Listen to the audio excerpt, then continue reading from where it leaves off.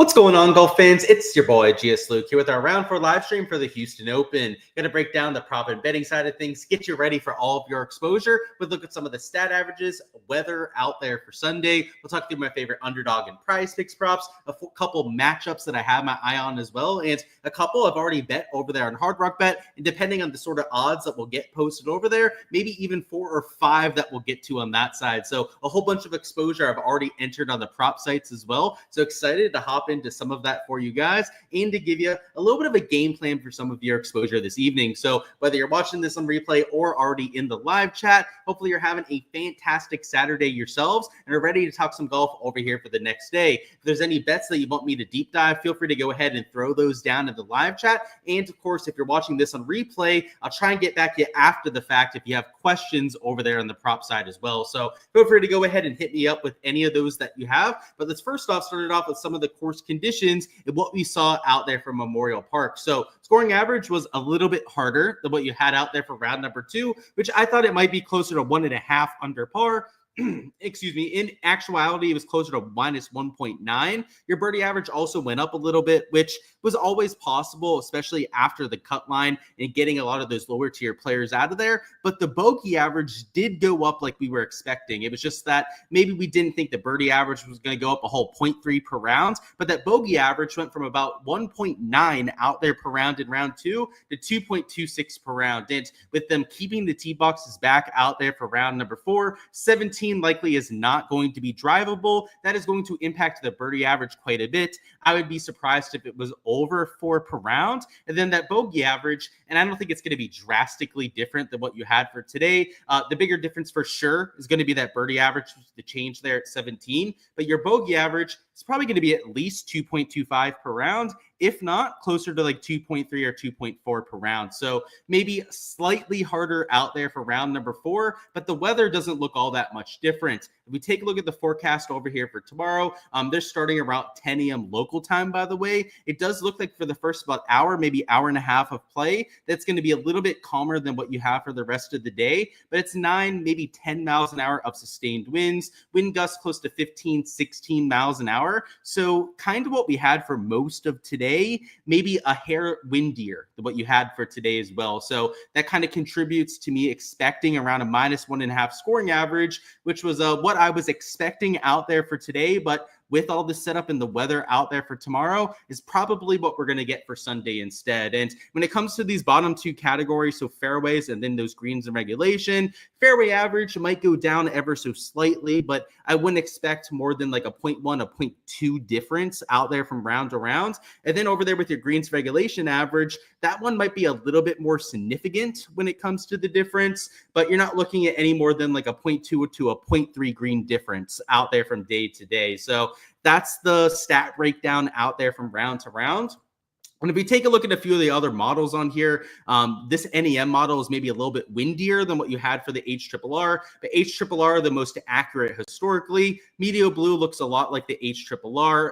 Icon, same sort of thing, maybe a little gustier over here on this Icon version. GFS is also one of the more reliable models that we have out there. A little bit more sustained winds out there towards 3 to 5, but the wind gusts are pretty much spot in line with the HRRR. And then this ECM model has thunderstorms in play out there, which God forbid, right? We get any sort of delay in play out there for tomorrow.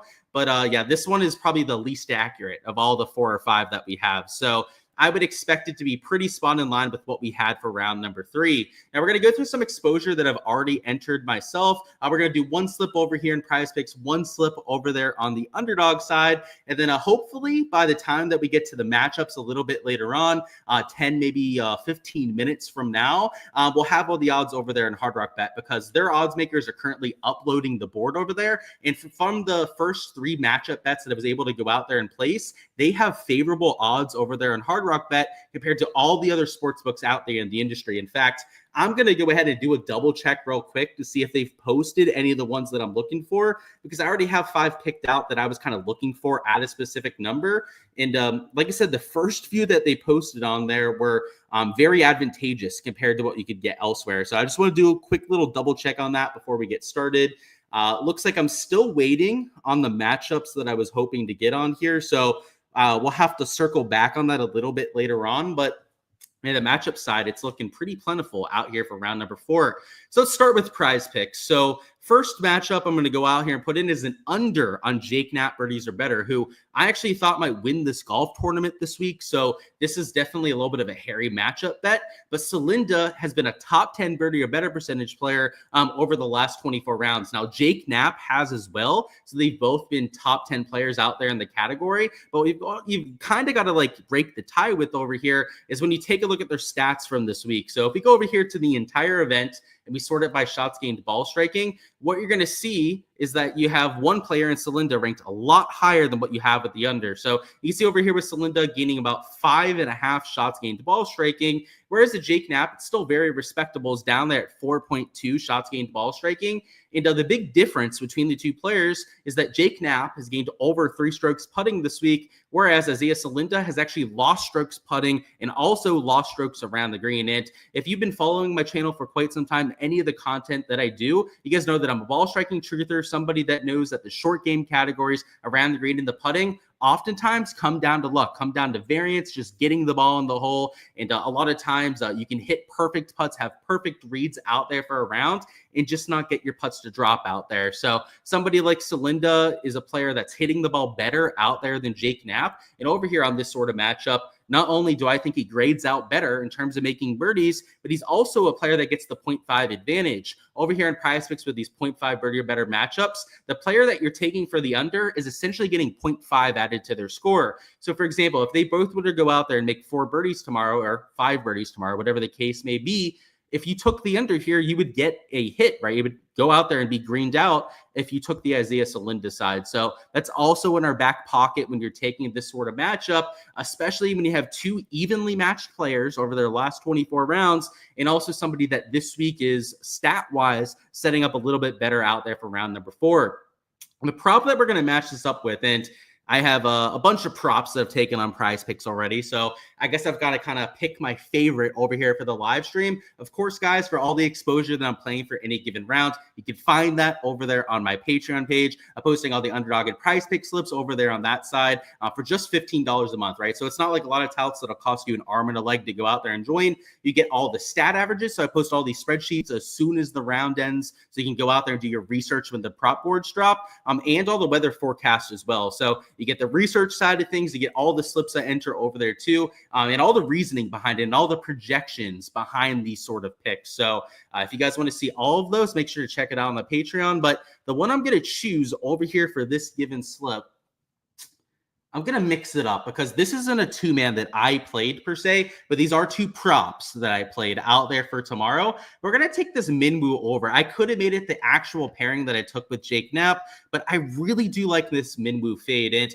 partially because he is at 68.5 on a lot of these sports books. You'll see that like over there on Draftkings, for example, he's at that sort of line. But what I like over here is the push equity over there at -2. He's got to shoot -3 to right to go under this sort of line. And he's leading by all these strokes, right? He's got that kind of lead heading into Sunday where he doesn't have to shoot anything better than really -1, maybe -2 to go out there and win this thing. He's got Sunday pressure. And from the shots gained perspective, this is another player that we want to deep dive over here. It's been all the short game. In fact, he's gained 9 strokes out there between the around the green and the putting, which is very hard to keep up out there for an entire event. And the fact that he's done it, he's got a 3 shots gained baseline out there for the first 3 rounds, is mighty fine impressive. It's something that you never see out there in those 2 categories. So you would say that he's due to come back down to earth a little bit. I think that's fair to say after the kind of performance that he's posted. And given that he doesn't really have the incentive to be super aggressive, go after all these pins. We know he's going to be nervous dealing with the pressure of sleeping on a 54-hole lead. That's why I took those 2 on the Prize Pick side. So it's a little bit of a mix and match of the different slips that I went out there and entered at this point. But to see all the actual pairings that I went out there and entered, make sure to check it out on the Patreon, as I said before. But over here on the Underdog side, there's a couple of birdie props I went out there and mixed in. So first off was an over on Tony Finau birdies, which...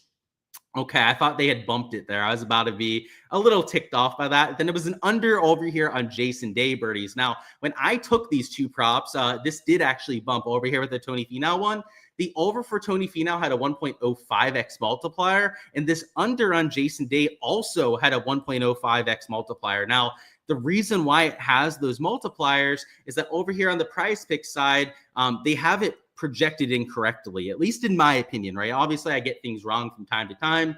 But if we take a look at the odds over here on DraftKings, you see that Jason Day is minus 125 for the over, right? So ever so slightly juiced in that direction. That's why they had him a little bit juiced towards the under, I should say, over there on that side.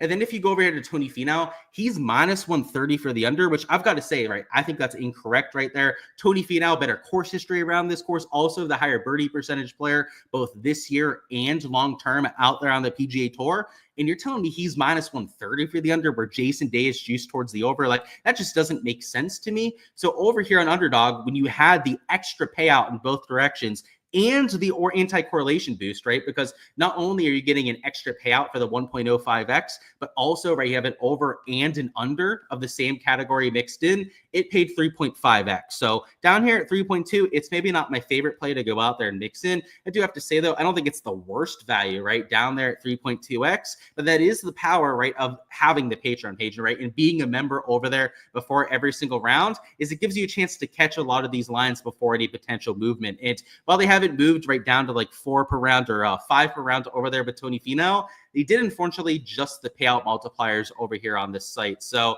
I was first off looking at Jason Day over here on Prize Picks. They were the first ones to go out there and post a board. But when I went over here to Underdog and they posted their board a few minutes later, when I saw the 1.05x multiplier there, by the way, they also have Tony Finau at 4.5 over here in Prize Picks. And I was even looking at that over on that site before they posted this Underdog board. When you give me an extra payout, anti-correlation boost over here on a site like this, over a 3.5x payout, it was hard not to want to go out there and mix those two in. So that's it over there for the regular prop sites. We'll circle back, obviously, on any props that you want me to deep dive over there on each site. But for the rest of the exposure I'm entering for each of these websites, those will be posted on the Patreon page either sometime tonight or even potentially tomorrow morning before play or during play with some live props out there as well. Let's see, what do we got? What's going on, sites? Welcome on in. Cheers to you. Hopefully you're having a fantastic Saturday. And let me know if there's anything you want me to deep dive for you. So over here on the matchup side, let's talk about a few I've already bet. So as I mentioned before, I was kind of waiting on some of these odds to get posted because Hard Rock Bet was posting some pretty favorable stuff. So the first one I bet was an Emiliano Grillo prop that you can see in my shopping cart over here. I was looking at plus 200, and I thought plus 200 was fair on Grillo. I didn't think it was like insane value, but on Hard Rock Bet, Grillo is at plus 230. And just to show you guys this, let me go ahead and bring up Hard Rock Bet together. I'm not going to sign into my account because I have it in my phone already, and I don't want to like screw it up with logging in on multiple devices, that sort of thing. Let me share my screen so you guys can see what we're looking at here. But the odds on this site, I don't know what they're doing. They've done this for like the last month or so, but for these single round markets, they've been really off on a lot of the odds that they're posting. So over here at the matchups, you can see Rasmus Højgaard is, I guess now he's plus 210. So it is starting to adjust a little bit towards those other sites, but it's still better odds that you can get with this plus 185. So what I wanted to check on were these bottom three. So I also played this Rasmus Højgaard one, also this Emiliano Grillo. The Rasmus number I got, let me see what I got. I got plus 210, okay. And yeah, it was plus 230 with Grillo. Let's see what we can get right now on Grillo. Let's see. Yeah, he's the top one here. He's still at plus 230. You can still get him at that exact same number. But let me see if they added any of the other groups that I was looking for. So I'm looking for a Pearson Coody at least plus 230. I'm looking for an Echeverria at least plus 210. And then a Toasty at plus 245. So they're kind of slow to add these to the board. So we'll have to see what they actually have posted on here. But yeah, at least on this tab, nothing that I was looking for. But this tab might have more of what we're looking for. So plus 230 on Pearson Coody. That is kind of what we were looking for, right? These plays plus 240 over here on the FanDuel side, but I'll probably end up betting that Pearson Coody one at that sort of number. And see Echeverria, he's at plus 240 over here, right? We were looking for at least plus 210. What is he over here? He's only plus 220. That one's a really good number. So, okay, I'm going to go ahead and take that one real quick over here before there's any sort of line movement over there, because that is another one that's a really good number compared to some of the other books out there. Let's see. Where'd it go? I don't see it anymore. It like disappeared on me. And I really want to bet that. Don't do that to me. Who's he against, right? It's against Knapp and Thompson. Yeah, for some reason, it's not showing up on my Hard Rock app, but it is showing up on this online version. Well, hopefully it stays on there. I also don't see the Pearson Cootie prop. So maybe for some reason, it's a little bit slower to go out there and hit the phone version. If so, I guess I could just log in. Actually, you know what? I really don't want to miss out on these guys. I'm just going to log in here on the browser version. So let me stop sharing my screen so I can go ahead and get my two-factor authentication code, that sort of thing. So let's do that. 742. Alrighty. And let's enter these for a little sprinkle bet out here for tomorrow. So here we go. You got this Echeverria one first at plus 240. We'll enter that for $75. A little sprinkle out there at plus 240. And then the Pearson Cootie one, the odds on that maybe weren't as good. They're like the same, right, as what you can get at some of these other books. So let's just go with 50 over there on that one. Maybe not as good of a play because the odds are the same. And then we also want to see if we can find this Toasty prop, who he's plus 245 over here. I think he's plus 250, actually, plus 260 over here on Fanduel. If we could get anything close to that, I mean, that would just be fantastic. They do have a Toasty prop posted, but that is a head-to-head matchup prop. Let's control F it to make our lives a little bit easier with this. So yeah, nothing on that tab. And then yeah, the only thing they have posted right now seems to be that head-to-head matchup they have against a Jesper Svensson. But in this 3-ball against a Minwoo, against a Ryan Fox, if I can get anything better than that plus 245, I'll be trying to get some access out to that as well. And really the reasoning with these, I guess we didn't really talk about it as we went through them, but they're all long shots out there in matchups where I don't think there's anyone that they have to be scared of. Like Rasmus against Michael Kim, Thor Bjornsson. I think that Rasmus is the best player in that group, and they have Michael Kim projected as like the clear favorite, which I just don't agree with. Down here in this Emiliano Grillo group, they have him against Lee Hodges and Rico Hoey. I think they're all three kind of like average players, you know, maybe even to below average players out there with an Emiliano Grillo. But Grillo sets up really well stat-wise for round 4. So going against Hodges and Hoey that are kind of meh out there from the shots gained profile. That's why I took a Grillo there. Pearson Cootie versus Sunjay and Chan Kim. Pearson Cootie is, in my opinion, one of the highest potential players that you have in this field. I watched him out there at the Cognizant Classic driving range, just hit some of these long irons that were beautiful for about a half an hour to 40 minutes. He's the sort of player that I think this year could win out there on the PGA Tour. And if you're telling me we're getting more than 3-1 implied odds out there on Pearson Cootie, then for sure I'll go out there and play that. Echeverria over there at plus 210. Knapp, not a player that I think is going to have a massive day, right? We already talked about that fade over there on the prize pick side, where he's been putting above his head a little bit. I think he's going to come back down to earth. And the other aspect over there with Davis Thompson is that he's had 2 nuclear rounds in a row. He went like -5 for round 2. He shot like -7 today at one point. I think he gave away like a shot over there in his last hole or so. But Echeverria, another guy that sets up really well stat-wise. He's been gaining shots on approach the last few days. Putter has been hot all week as well. Plus 210s, you're giving me more, right? A little less than a 30% implied odds to go out there and win. Like, I just don't agree with that. And then Toasty, like I said, that's the only one we haven't actually gone to go out there and bet yet. He's against Minwoo and Ryan Fox. Minwoo has all the pressures of Sunday. I don't want to say a throw him out, but that's a huge downgrade to Minwoo's odds to go out there and win. And then Ryan Fox, he kind of sets up decently stat-wise.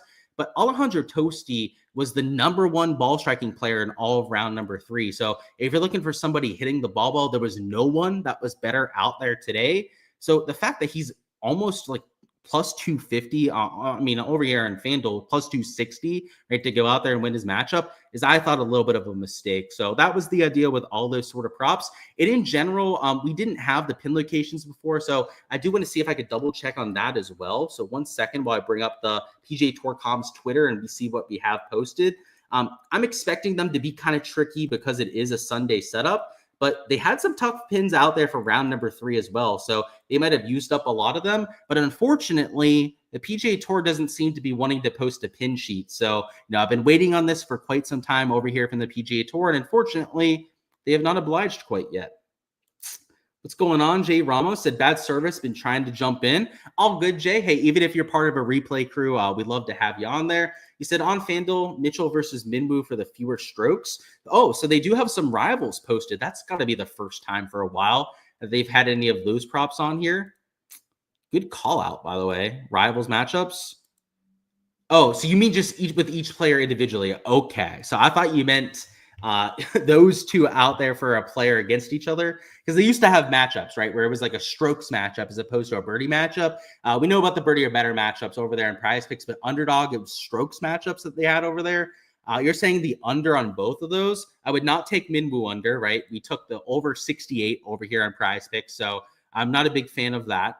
And just to double check his number, I believe he's at the same one over here in Underdog, but let me double check. Yeah, also at 68. So yeah, I'm not a big fan of that.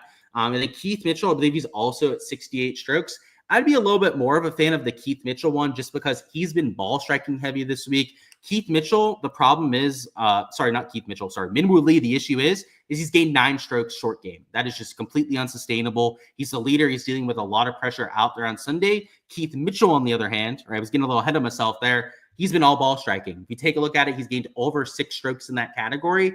I would trust him to go under 68 strokes. Minwoo Lee I'd be looking at for the over. Like I said, I'm on the other side there. Thoughts on a Knapp for an under 68.5? I'm not against it, man. I will say, though, about Jake Knapp under 68.5, he has some pressure on there tomorrow. And I didn't mention this over there with the fade on his birdie matchup before, but he wants to get into Augusta. And to get into Augusta National, he has to finish at, I believe it's T3 or better to go out there and earn the top 50 in the world. That is going to be really tough to overcome. It's almost as much pressure as going out there and winning a tour event. That's the one concern I would say with that sort of line. And then let me see what the sportsbook odds look like, because that's something else I like to look at out there with these strokes lines, right? Is see what the sportsbooks are pricing them at. He is minus 140 towards the under. So you know what? Yeah, with the minus 140 odds in that direction, yeah, if you're going to take a positive stance play on Knapp, the best place to do it would be here with strokes for sure. I think that's a sharp take.